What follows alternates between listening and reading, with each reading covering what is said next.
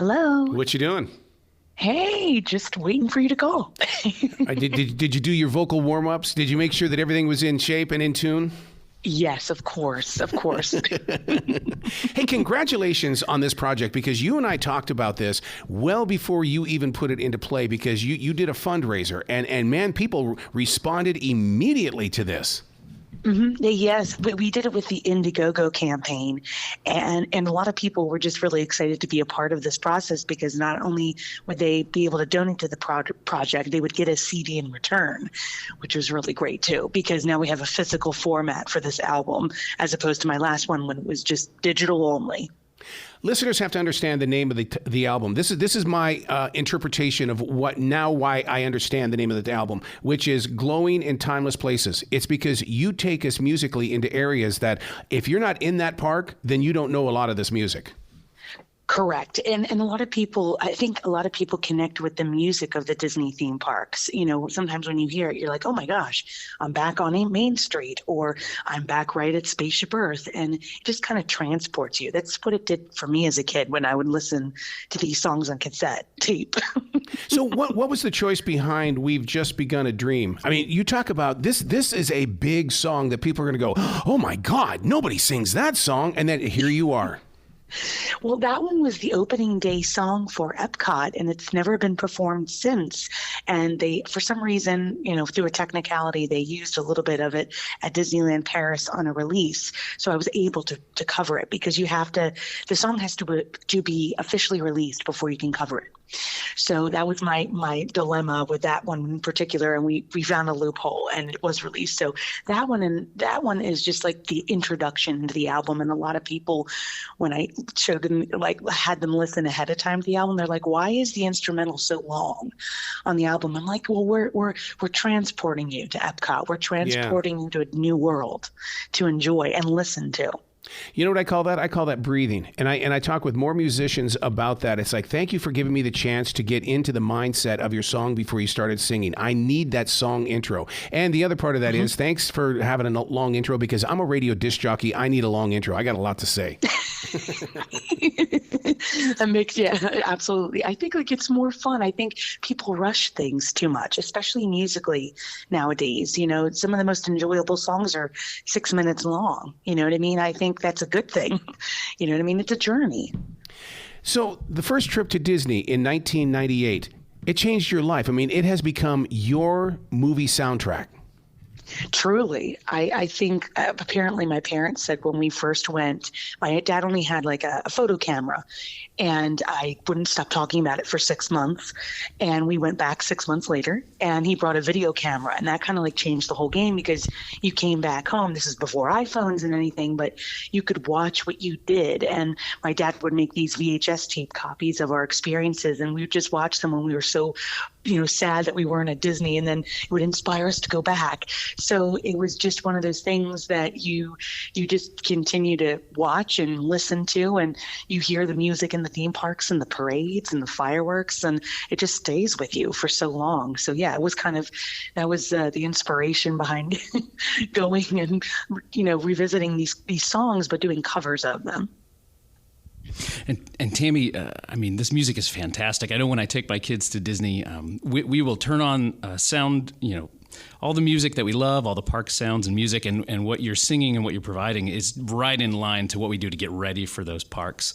We can definitely tell that you're a huge fan of the parks. But I'm curious, when you come across people, you're sharing your music, is there anybody that you're meeting that doesn't know Disney, and you're able to give them that first glimpse of magic through your music? Are you having those conversations with people? Yes, you know, a lot of people I get to talk to, they kind of ask me what I do, you know, for a living. And I work in healthcare full time, but I tell them about my podcasting, because a lot of the people you hear in the album are people I've gotten the blessing to perform with on these albums. So for a particular, like specific person, Patrick Richwood, he plays the Dream Finder, and I play Figment in One Little Spark. And Patrick, I grew up watching in a Disney Channel series called Adventures in Wonderland, but most people know him because he was Gary Marshall, director Gary Marshall's like little special actor he would put in all his movies. So he's in Pretty Woman as the gentleman who rides the elevator up with Julia Roberts and Richard Gere. He's the Que Sera guy in Beaches. So a lot of people know his face and know his performances. So when I told a couple people that, they're like, oh my gosh, you got to sing with him? I'm like, yeah, I do. And he's a good friend of mine. So it's just really cool how, you can kind of inspire other people to listen to your music when it's not always related to Disney. But they like it. And it's interesting because some people are like, wow, I never really heard the song I See You from Avatar. Yeah. Like I heard it when I saw the movie, but I never really heard it until you sang it. And I guess it's just the different way you present the music too. Oh, Nora brought up a very interesting question. How do you handle people that don't know the Disney music? And he's 2 feet away from me, and he doesn't realize I'm that person. I don't know Disney music. And so therefore, vicariously, Tammy, I have lived through this the multiple times that we have talked through you. And I listen to this music, and so yeah, unless I've seen it in a movie, I know nothing. I've never been to the park. You've never been to the parks before? Never been to the park. Arrow. Oh, come on. We got to take you now. If you want to relive childhood, Arrow, I think Tammy and I can both attest to you. You need to start fresh, go in, hug a cast member. Listen to Tammy's albums. And no, there's nothing better. I'm sitting here. I'm super excited, Tammy. Like, I'm ready to go to the park. I'm ready to listen. But I have a question for you. I have a question. So you're a super fan, Happily Ever After or Enchanted? Enchantment. Probably Happily Ever After. But I'm right there with you. Fun fact about me, I don't like fireworks. So I am usually in a store that's supposed to be closed, and the cast members are nice enough to let me sit in there and wait. That's amazing. Because I just don't like loud noises. But I watch them online, so yeah. I do like Happily that's funny you say that. Sometimes after we get back from a trip to Disney, we'll turn that on, and we'll just end our day with the park closing fireworks. Oh, so cool. So cool. It's so nice, isn't it? And I love the Hunchback segment in it. I was Absolutely. I got teary-eyed when I watched it at home. I was like, oh my God, I can't believe they're doing Hunchback, because I think those films after the Disney Renaissance, like after, Lion King, I don't think they're well known. Like, they're not noticeable enough for Disney to advertise. And so I was like, oh my gosh, they included Hunchback. It's so funny that even their worst works, I mean, they're underrated, but they're still phenomenal. I know listening to your podcasts, some of my favorite things, like Treasure Planet or I'm trying to think of the one that you just did, Meet the Robinsons. You got to talk to some phenomenal creative people, some people that worked on these great films, and get to know them and speak to them. I'm sure that comes across in your music, your excitement, and how much fun it is doing that. Oh, yeah. I love to highlight. I think one of my things with my podcast is I love to talk to people that have never gotten a chance to tell their story. So, for instance, like I'll talk to people and sometimes they're like, well, I never understood. Why did you want to interview me? And I said, well, you animated in Who Framed Roger Rabbit, and you worked on Pete's Dragon, or you got to work alongside Walt Disney in one of his last films, The Jungle Book. And some of these people never get to tell their story. So I love to tell the story, help tell somebody's story, and also tell the story of a song, because there's so many different interpretations that you can make of a song, right? Mm-hmm. And that was the difficult challenge of this album, is you're doing covers and the songs are already perfection. How can you build on it and make it different and enjoyable and still something that somebody will want to check out? And that was the biggest challenge. It's hard. Well, it's come across so well. I mean, the music is fantastic. I've shared it with my family, and I think we should share it with Arrow. What would you recommend? Where would you recommend Arrow to start? Say that again? Where would you recommend Arrow to start on his Disney adventure? What music should we recommend to him? Well, you know what?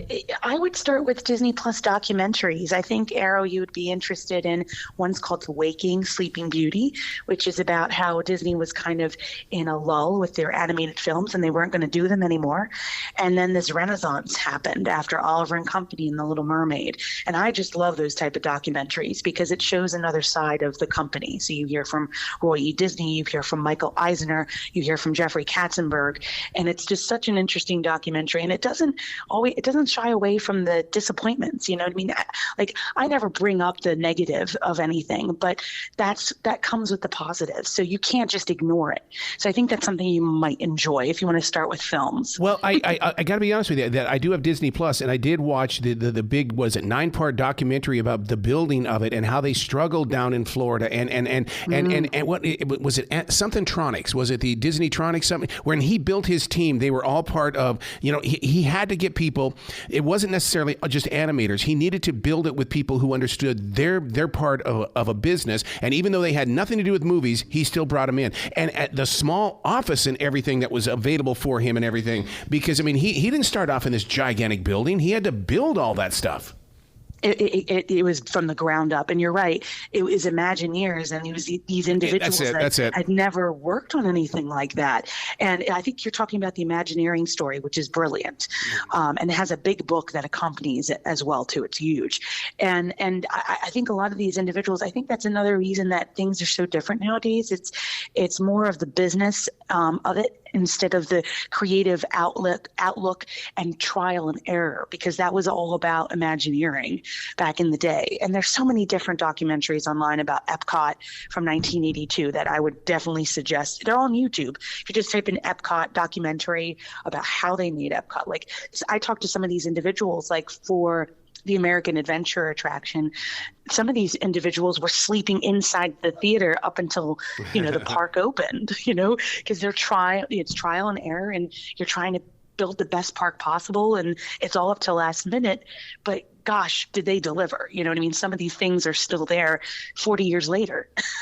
Well, I was blessed with the opportunity to talk with Disney's granddaughter, Leslie Iwerks, and to sit down with her and have a conversation, because there's and I know we're supposed to be talking about your music, but we were talking about Disney too. But there's a whole entire layout of the history of Disney in hardcover books and pictures and things like that. And so now, in talking with you, it's going to change me in looking at those books, because now to hear your passion, the two of you, right here, explaining it. Now, when I go see those pictures, I'm going to have a better understanding.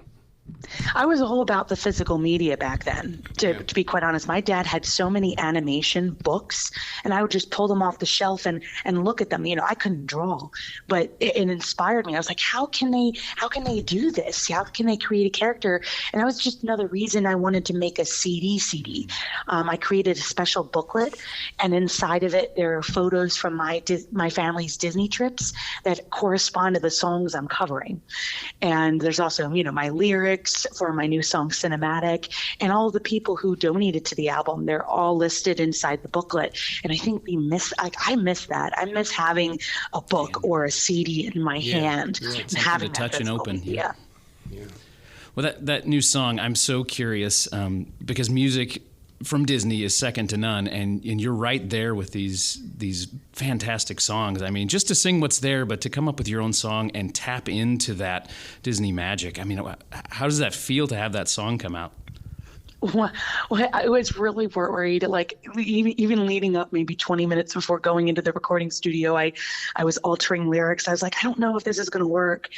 And Cinematic specifically is kind of based off of a Disneyland Paris film that I never got to see in person, but it just inspired me. It was called Cinemagique, which means movie magic in French. And it's just about this guy who gets sucked into the movies after he answers a phone call during a movie. And he has to escape all of these movies we know and love. And I just kind of was like, let me take the premise and turn it on its head. And I wrote this song with a friend of mine, Charlie DeMetz, and then our friend James Clark, created the instrumental. And I got to perform it 2 weeks ago for the first time live. Yeah, you did. And people were just, I guess they didn't know what to think of it in a good way. And I was like, oh, good. Okay. We're getting people interested in a different story. So that's what I love to do when I write. So now, is Disney knocking on your door in the way? Because I know if I were a high school and I was putting up Disney and performing it in live in front of people, do you have to have permission? Because, SoundCloud, if you don't have permission, they're taking you down. Oh, yeah. Yeah. I was working with Disney from day one. Okay. You have to get all the song titles approved. You have to get what's inside the booklet approved as well, too. It's all copyrighted. So that I was working with them from day one, and they were great, very helpful, especially when some of these songs are not particularly well known, and they had to go digging in the archive to see if they were ever released, which was really helpful that I really appreciated they did. Did they give you free tickets for covering the music? Oh, I wish. I will get to perform some of the songs, hopefully, for a Disney fan event in October for Retro Magic, which will be great, and get to sell some CDs, hopefully there too. But I nothing yet. But hopefully, maybe, you never know who's listening. The two of you, I have a personal question for you. In the way that Disney is all over the news right now, and North Carolina is trying to get to sway Disney to come here, and so is Texas. If Disney were to decide to move, would it change your love for the park? Oh, absolutely. Not for me. They're everywhere already, and every new little Disney opening. I'll tell you what, Arrow, I was sad when they closed the Disney stores. I don't know, Tammy, if you felt the same way. At the mall. That was like my little touch before I went somewhere. And it's a small thing, right. but any new park, any new anything that I can get to and go to is just that much better. How about you, Tammy? Yeah, I don't think it's going to happen. They said that they were going to do it here in Philadelphia, where I'm based, and they never did. So I don't think it's going to happen. But hey, I don't mind. I'll go anywhere. I really want to visit overseas, the Disneyland parks in Hong Kong and Disneyland Paris. That's a dream of mine to get over there. You know what I mean? It doesn't matter where you go. It's the cast members that really matter in the end of who help make those parks magical. So if they're there, I'm there. That park almost did not happen over there. I mean, I watched that documentary, and what they had to do, it wasn't big enough. They didn't know how people over there would really respect it, and they did. They came by the masses. Mm-hmm. They had no idea. And, you never know if you don't try. And some things might not be successful at first, but sometimes it takes a couple of years. As we were mentioning Treasure Planet and Meet the Robinsons, I think Disney's realizing that there is an affinity. There's this whole other age group of kids who grew up with it, like myself, who really loved those films. And maybe they tanked at the box office, but now they're making pins. Now they're celebrating anniversaries and making Loungefly bags, so it's not like we're totally ignored. You know what I mean? There is a love and an affinity for these things, regardless of your age. Absolutely, and there's a beautiful nostalgia, even for the stuff that came out of the 50s and 60s. I grew up with a lot of those things, watching them as a kid, and I really love in your music that you're touching those older pieces of music. The One Little Spark song, and one of my favorites is the Canada song from the Epcot land. My kids know if I put that on, we're getting close to Disney. I just it just sings to me, and I really do love the way that you sing that. It's fantastic. Oh, thank you. That Canada song was so much fun to record. And I love the way Josh Freelick, who created the instrumental for that, he gave it like a twang, a more of a southern, sound to it, which I really loved. I think it's more homely and in a good way. Like it makes you think of home. And I've never been to Canada. I would love to, and I'd love to sing it there. It's amazing. Yeah, it is a great place. So now that the CD is out, what's next for Tammy Tuckey? What happens to the journey now, and how can people reach out to you? Still promoting the CD for the next couple of months. And if you want to, buy a physical copy of the CD or, download the digital copy, you can head to tammytuckey.com/order. You can find me on Twitter and Instagram at Tammy Tuckey, or Facebook at Singer Tammy Tuckey. I do podcasting. So starting back in June, I'll be doing live interviews at 8 p.m. Eastern on Friday nights with some of your favorite Disney individuals who will be taking your questions live. And that's at youtube.com/Tammy Tuckey. And who knows, maybe if something big comes of this album, another album might happen. I always have ideas.